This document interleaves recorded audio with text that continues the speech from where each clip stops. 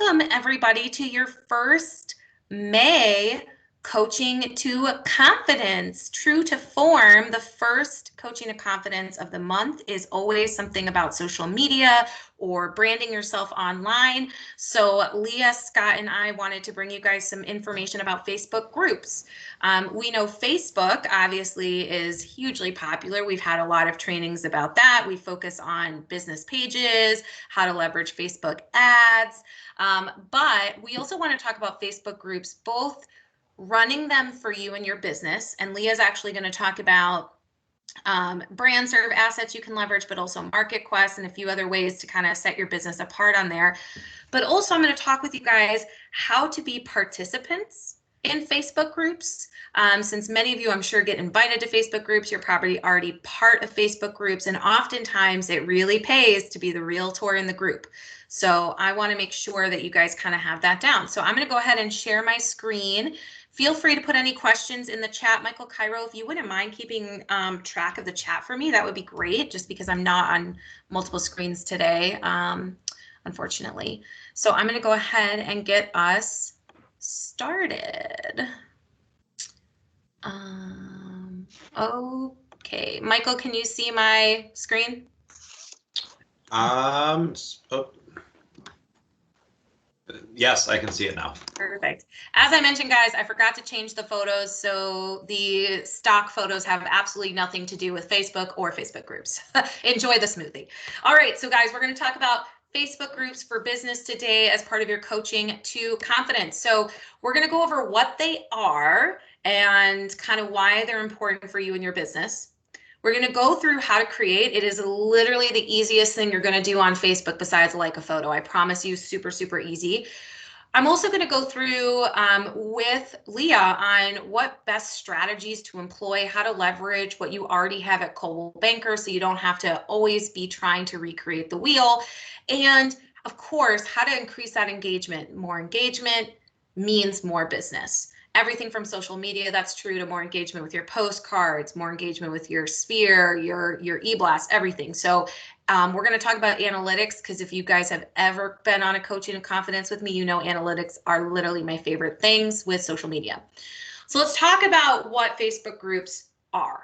Okay, and I'd love if you guys know what Facebook groups are, or you at least are part of Facebook groups online, even if you have no idea what that is, put a 1 in the chat, just so I can kind of guess and see, and I guess I will open my chat on the side, just so I can kind of see where everyone's level at. So drop a 1 if you're familiar with these and you kind of know what's going on.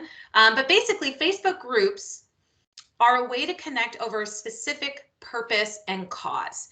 For a lot of companies or a lot of neighborhoods, like I know I'm part of some neighborhood Facebook groups, this is a way to build fan communities.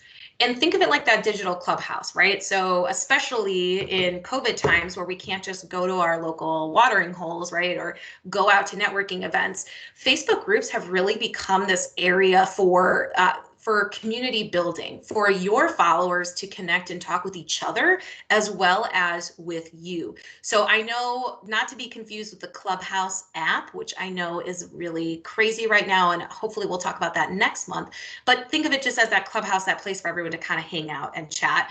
And then the reason why they differentiate slightly from a Facebook page is they have a more specific focus than just a page, right? So think of your page in terms of, that's my landing site, right? My Facebook business page is almost like the same thing as my website for my business, except it's on Facebook. That's where I'm going to have the most appealing information. I'm going to be as broadband as possible. I'm going to post about a lot of things real estate related. But in a group, I can have a specific focus. So instead of being all things real estate, maybe I'm going to focus on one thing over another. And we're going to go into some of what those strategies could look like, but that kind of gives you an idea of the nuances between having that Facebook page and that group. The other great thing about groups is, again, it's a way for people to connect, to have that clubhouse feeling, that networking. So a group gives your followers, everyone in that group, the opportunity for more conversation. A page is really something people like photos on, maybe they comment, but how often do you actually see questions asked on a page itself. Most often not, right? Because most business pages have those privacy intact so that you can't just post something to a page. Groups actually encourages you to ask questions, encourages the members of the group to participate with each other. And that really creates a community around you and your business. So again, that's kind of that pages. So think of that Facebook page as broadcasting your business. That is your foundation to create an authentic public presence, like your website, but for Facebook.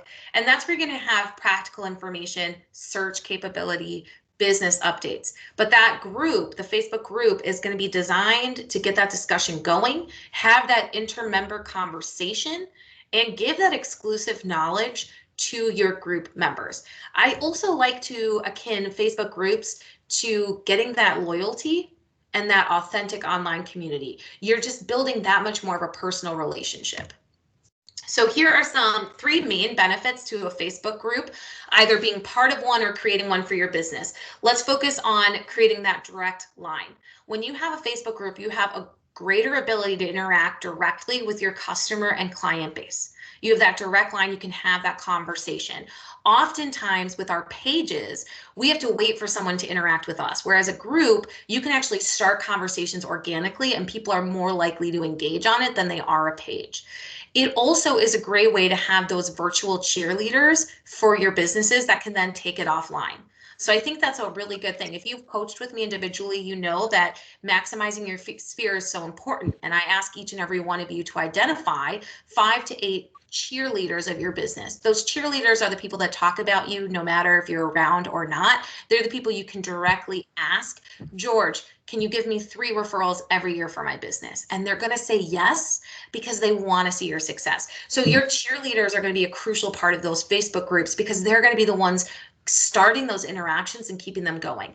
It's also a great way to look for feedback. It's a great way to pull your audiences, see what's working, see what isn't working. Hey guys, help me choose my new logo. Help me rebrand myself. My company's working with me on this design concierge, and I need some feedback. What do you guys think? The other thing I like about it is it can be private but findable of a community, meaning that you can actually say it's a public, but you have to ask permission to join Facebook group so that you can keep better tabs on who's inside the group. The second big benefit is that relationship building. So you get to invite people to be a part of this community that you are working to build.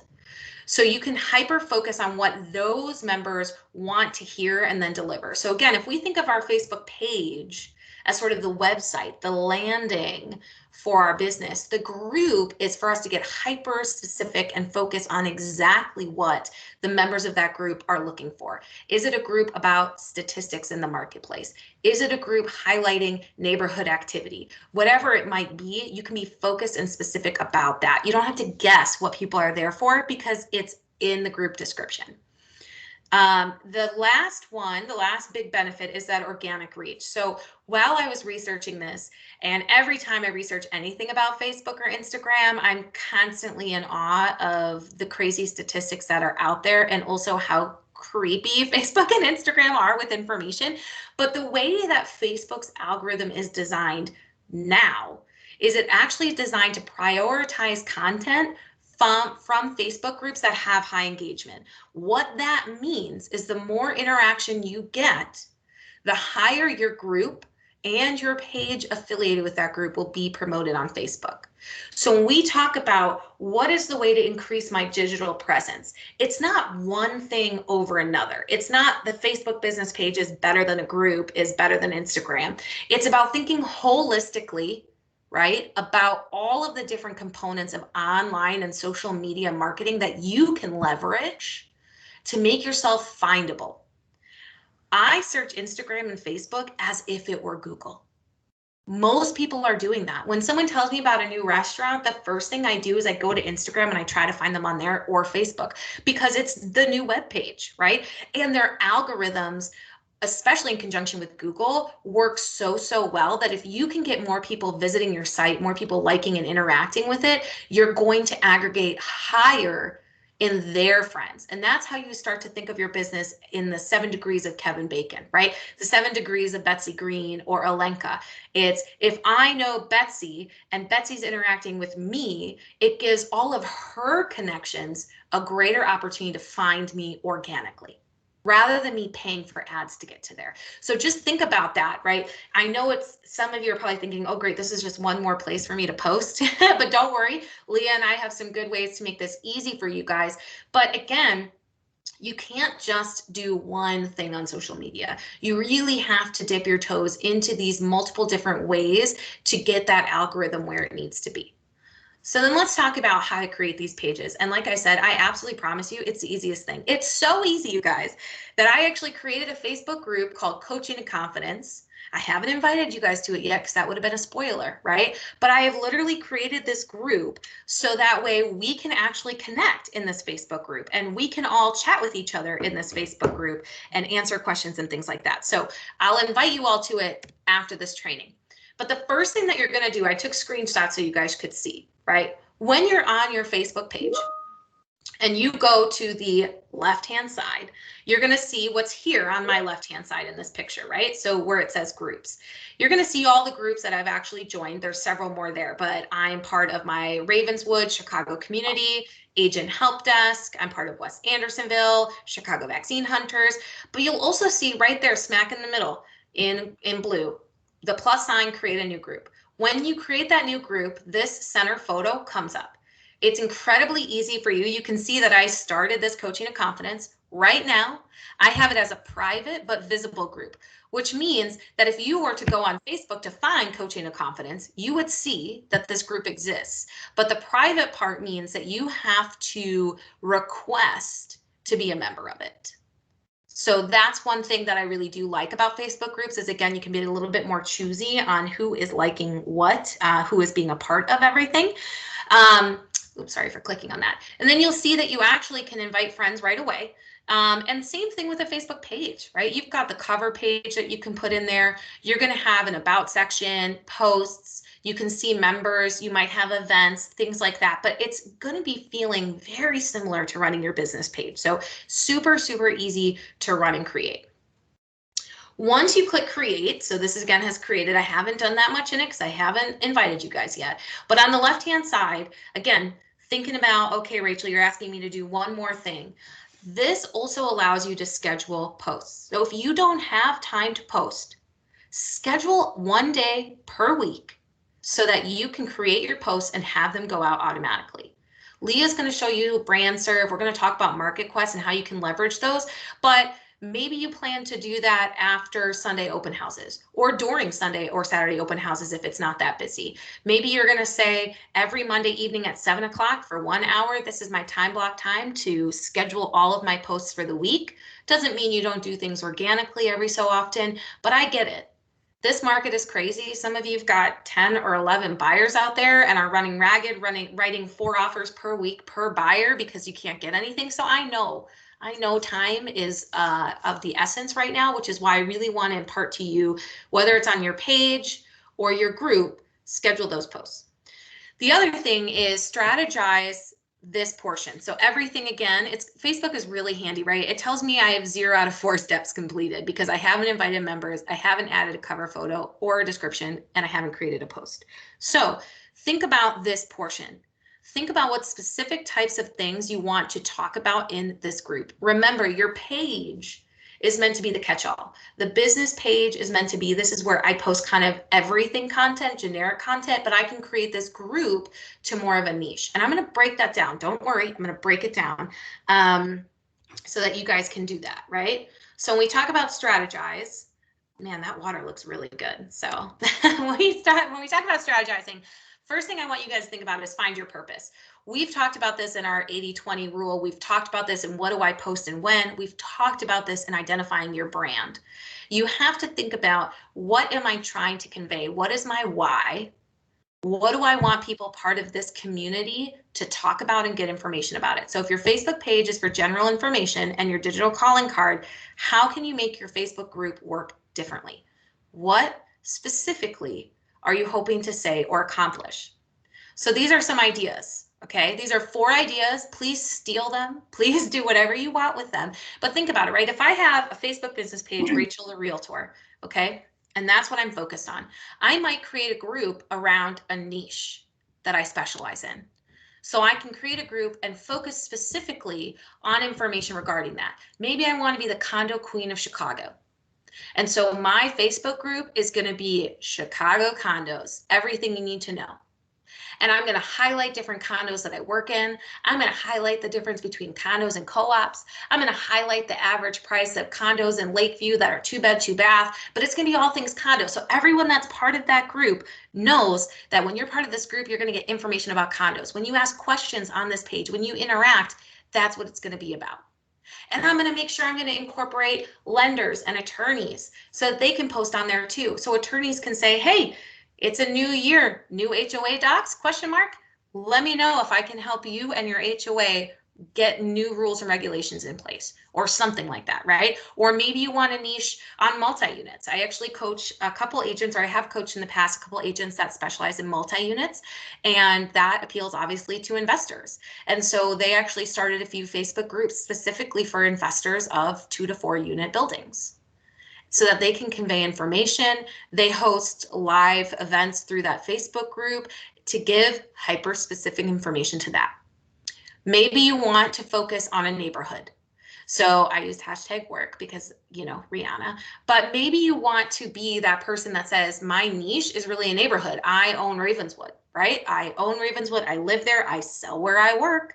I work where I live. I think that's really important, right? And so you could start a Ravenswood real estate group and invite people to be a part of that group who live in Ravenswood or like Ravenswood, want to live in Ravenswood, and that's what you're specifically offering.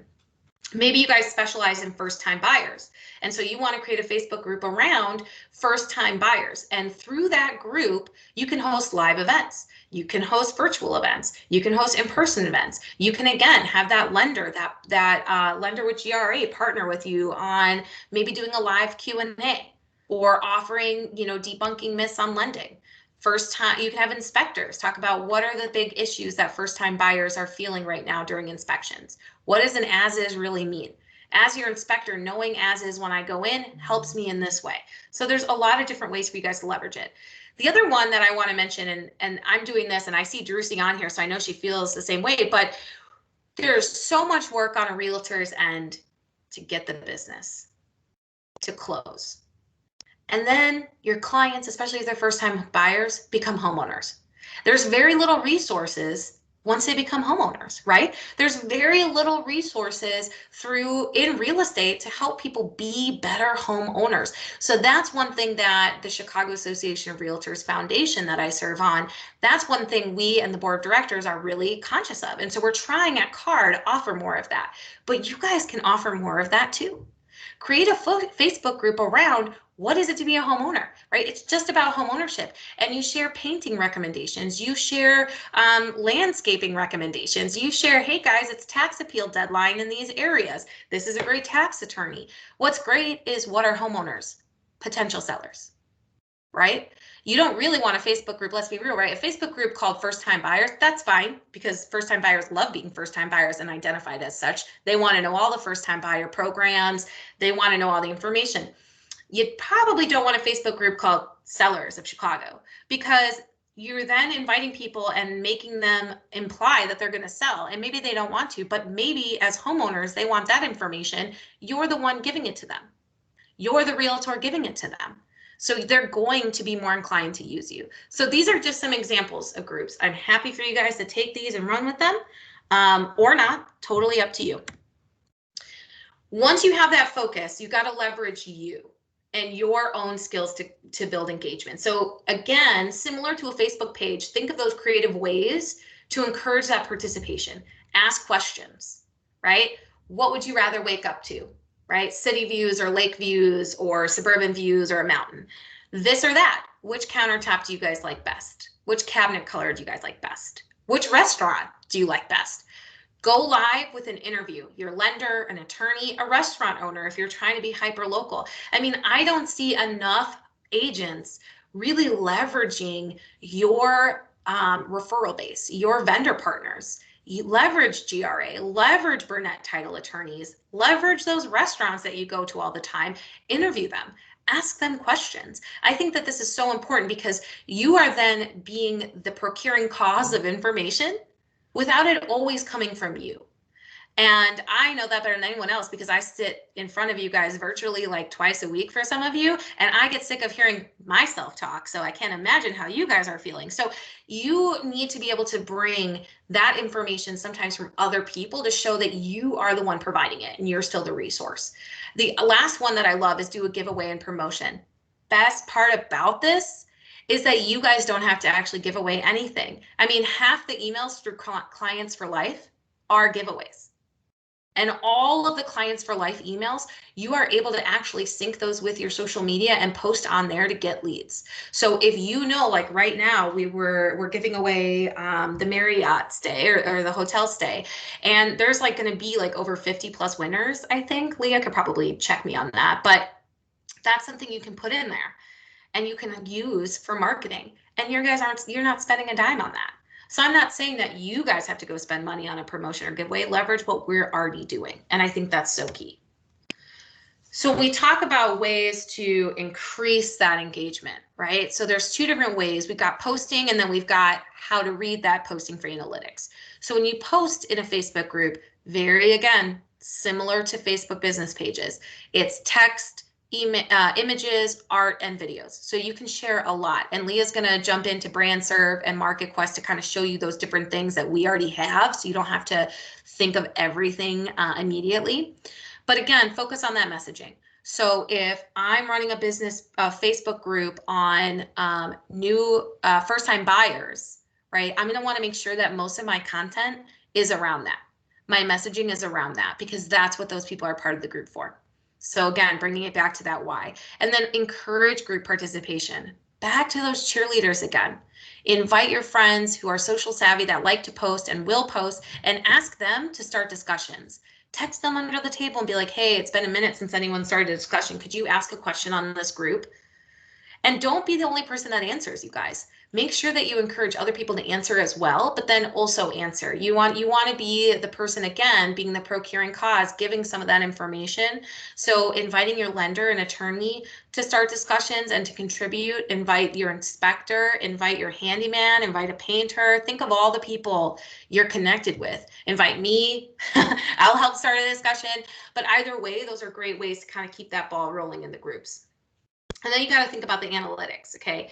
As you guys know, I'm a big believer in anything that you do, whether it's farming or it's social media. It's just easier in social media because it pitches it out for you, right? You want to check and see how these things are working for you. So your Facebook page does give you a great amount of data, but the groups give you a more intimate detailing of your members because groups are specific interests. So think about when you make a Facebook ad, right? And we know we can't, with fair housing, we can't advertise to particular demographics, but we can narrow it down based on behaviors. Part of the behaviors that Facebook is looking at is the groups that Facebook users are participating in, okay? So that's why those groups can offer you a more intimate detailing of your members, what they're looking at, how often they're posting, when they're participating in your page, and what it is that they're really looking for. It gives you that much more of an intimate detail. It also is going to identify those peak hours for your members, both in the group, but I think it's safe to say that if the group is behaving one way, then your Facebook business page is going to be very, very similar. So if you haven't already figured out your secret sauce for posting, this is a great way to do it. Truly one of the best ways is to check your analytics. When are people actually online? When are people actually seeing my posts and interacting with them? And that's when you post. If you're scheduling your posts, it's even easier. You don't have to remember, oh crap, it's 10 o'clock and I didn't post anything and that's my peak time. You can schedule it ahead of time. It's also going to help you figure out the most liked and the most engaged with posts. That's what you post more of. If people are naturally liking all of these things, then that's what they're telling you they want to see, and that's what they want to hear. This is really awesome. We don't have to just make up and wake up one day and be like, this is what everyone wants to hear. You're going to be able to have that power at your fingertip. And again, One of the really powerful things about groups as opposed to the pages is that it increases the opportunity for conversation, that you don't have to run them all. If you create a neighborhood Facebook page about real estate in that neighborhood, you're going to find members who are just owners or renters or buyers in that neighborhood that are going to organically ask questions to the entire group. And you're going to be able to see people's answers. I mean, the Ravenswood group I'm on, you would not believe how many times someone asks for a realtor in that group. And then to see all the different members of the group tag in their favorite realtors. Oh, you got to use so-and-so, they're the best. Oh, you got to use so-and-so, they're the best. So when you think about not just the groups that you can create, but the groups you can be a part of, this is why leveraging your presence in groups and as the facilitator of groups is so crucial with Facebook. I mean, people went and asked that Facebook group before they Googled. Can you imagine that? They literally were like, let me poll the masses because I live in Ravenswood and I have a property to sell, and everyone in this Facebook page cares about Ravenswood. So somebody's bound to have a realtor. I mean, that's how powerful these groups can be. That's why it's important for you not only to facilitate some, but to be in them so that you can grab that lead. You can direct message that person right away. Hey, this is Betsy. I work right in that area. I would love to help you. Here's a link to my webpage. Here's a link to my business page, just so you can connect with those. So I'm telling you, the way that Facebook and Instagram work for these algorithms is crazy. So I'm going to end that there, and I'm going to turn this over to Leah briefly. I do see that there is 2 questions in the chat, so I want to answer those really quickly for you guys. Is there any way other than to be approved by admin of the Facebook group and pay to share the post from Facebook business page? That's all in the privacy settings. So if your privacy settings are wide open, they allow people to share or they allow people to comment, then you're fine. If you have privacy settings in place that don't allow it, that's what that would be. So I would take a look at your settings.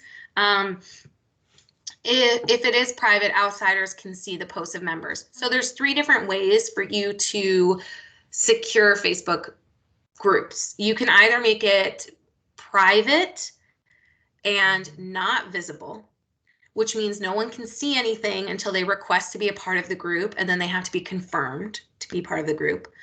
Private and visible, which means when I search in Facebook, I can see that that group exists, and I might get a highlight of something, but I'm not going to see the membership list, and I still have to ask to be a part of it. Or visible and open, which means that anybody can see it at any time. You don't have to ask to be a member. You can just join automatically. I would recommend being private but visible so that people can find you. And when you request people to find you, that they can see your about section, they can see some photos. I think that would be really important. And one of the key things too, I don't know how many people, because I don't see a lot of ones. I see Sue put a 1 and Betsy put a 1. Thank you guys. But I don't know if you've ever asked to be part of a group before, like my Ravenswood group. What a lot of groups will do when they're private but visible is, in order to get accepted, it's an automatic acceptance if you can prove you're not a bot by answering a question.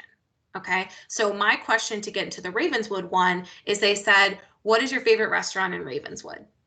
A bot can't answer that. Okay, so that's how they feed it out. And I just answered that, and then boom, I was in the group. You can either have it that way so that you don't have to like be on Facebook all the time to approve people, or you can have it that you specifically have to say, okay, Drucy, I accept you to this group.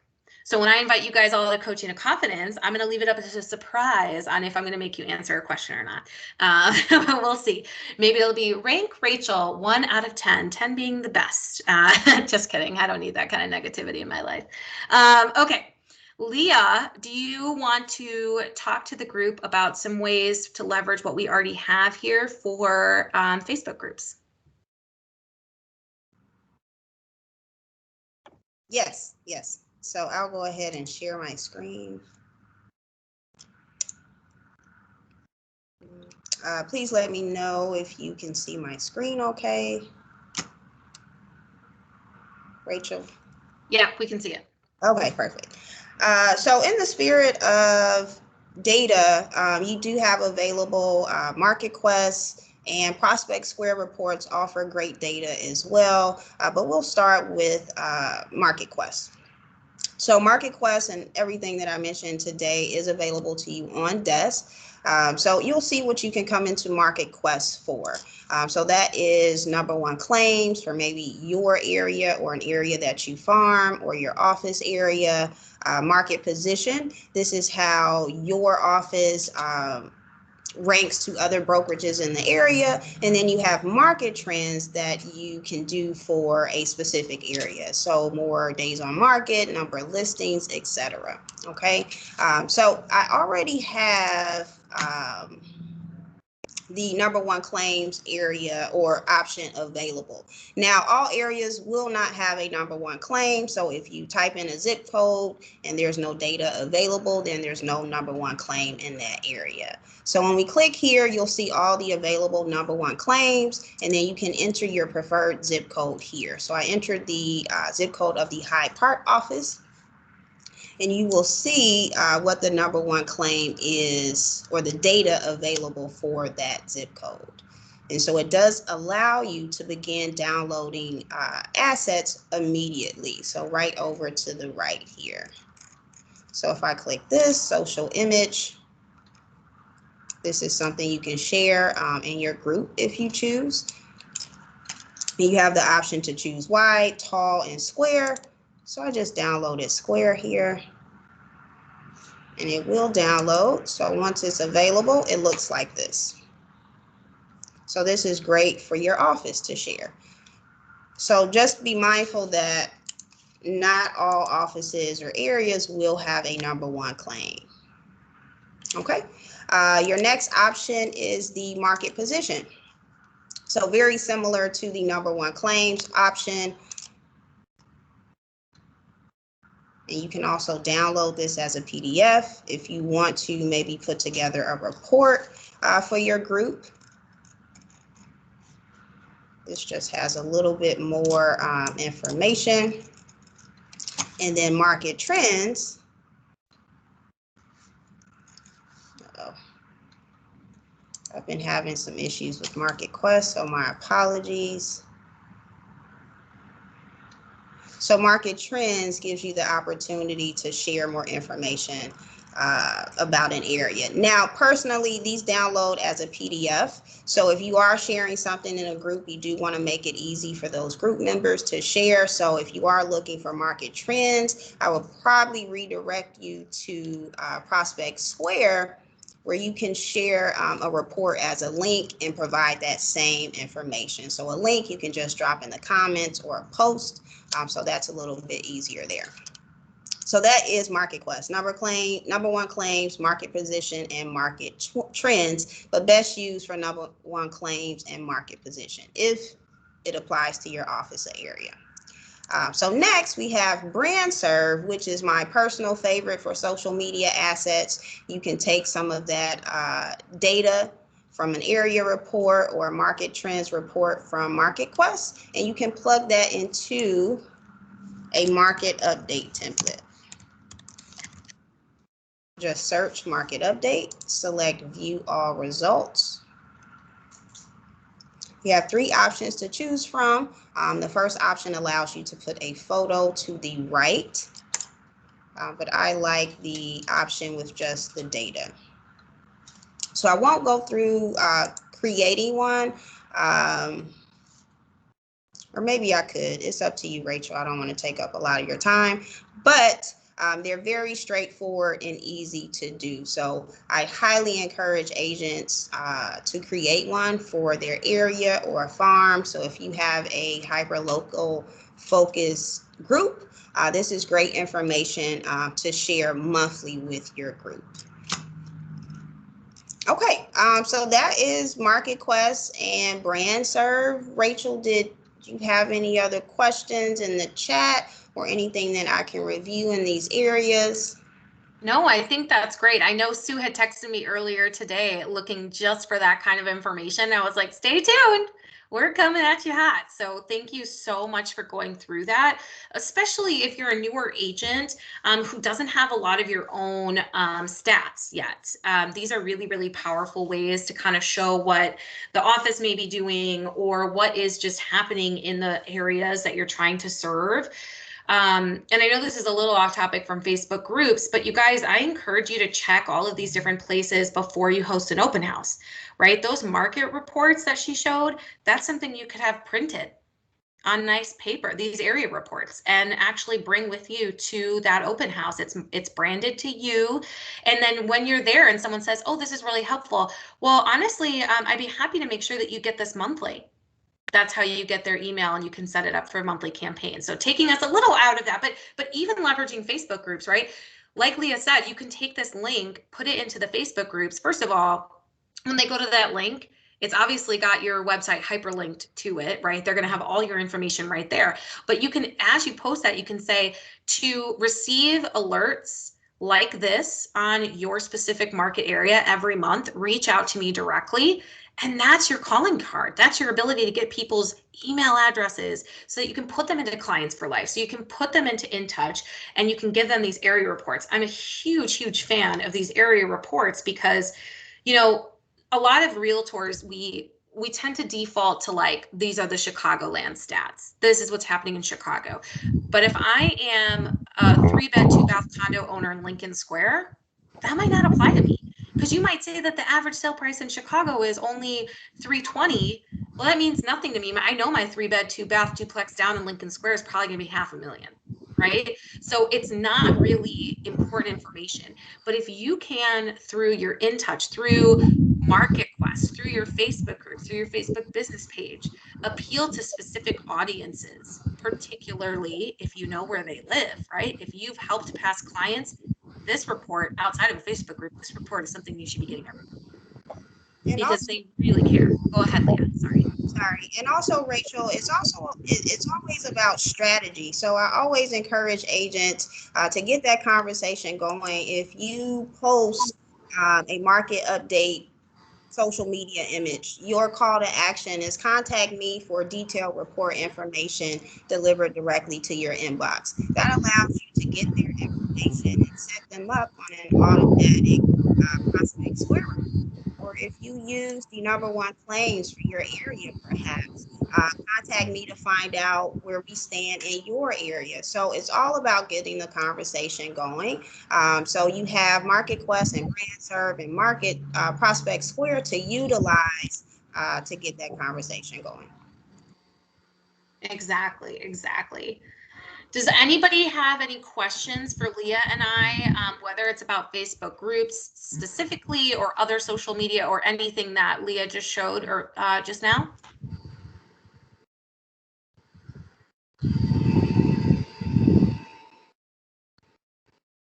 Okay, I love it. That means you guys are all going to be a part of our Coaching Confidence Facebook group that I'm going to invite you guys to, and you guys are going to participate. It's going to be so fun. With that, I'm going to go ahead and stop recording because I always forget to do that. Thank you guys all